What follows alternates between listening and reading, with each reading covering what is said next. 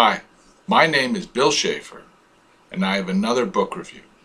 Today's book is Selected Lives by Plutarch. Plutarch lived about 200 AD, and he was a priest of Apollo at the oracle at Delphi. Sometime during the course of his life, he sat down to write a series of biographies of great statesmen of ancient Greece and what was then contemporary Rome. The resulting work, Selected Lives, was written for the emperor and became very popular in the Roman Empire. But during the Dark Ages, the Middle Ages, the book, along with most of Roman and Greek culture, was lost to history. During the Renaissance, this was one of the first books that was translated back into the common tongue, and interest in this book and interest in Greek and Roman culture helped to spark the Renaissance. I really enjoyed reading this book. It was interesting to read biographies of Roman statesmen that I was familiar with, and also to read about Greek statesmen that I'd never heard of that were equally well thought of in their time. Even after 2,000 years, this work by Plutarch is fascinating and interesting to read. These are the greatest and most accomplished men of antiquity. These are the men that accomplished the most and went up against the greatest odds to do it. Each biography is a fascinating story detailing the characters' strengths and weaknesses and how they overcame them and triumphed in ancient society. And these are some of the people whose biographies are included. The legendary King Numa,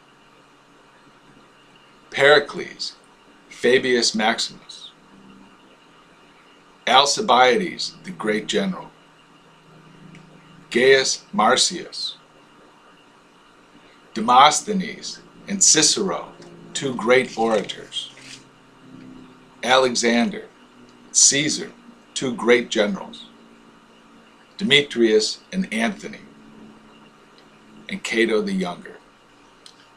All these characters are interesting, and all the selective lives are interesting. But while I was reading it, a few things occurred to me.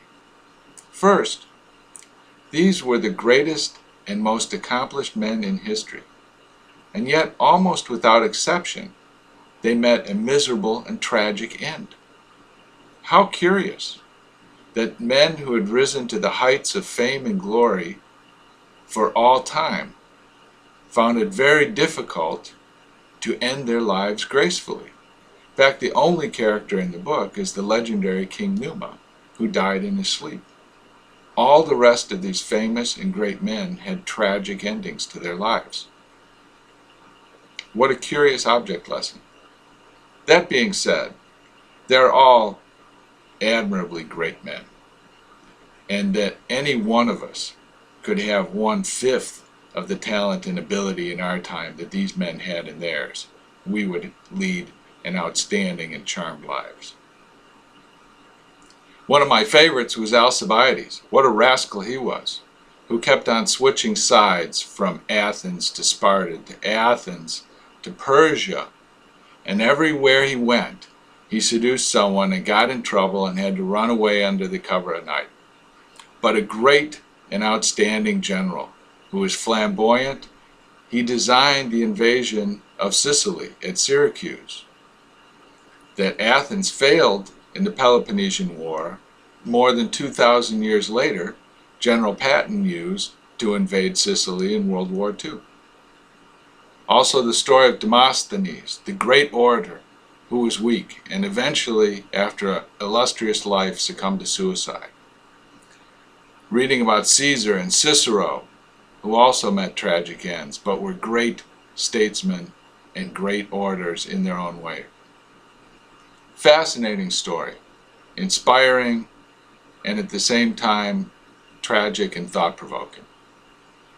Therefore, if you love history, you love reading about and hearing about great men who did outstanding things, and are interested in more details of their life and how they did it, then I highly suggest you read Selected Lives by Plutarch.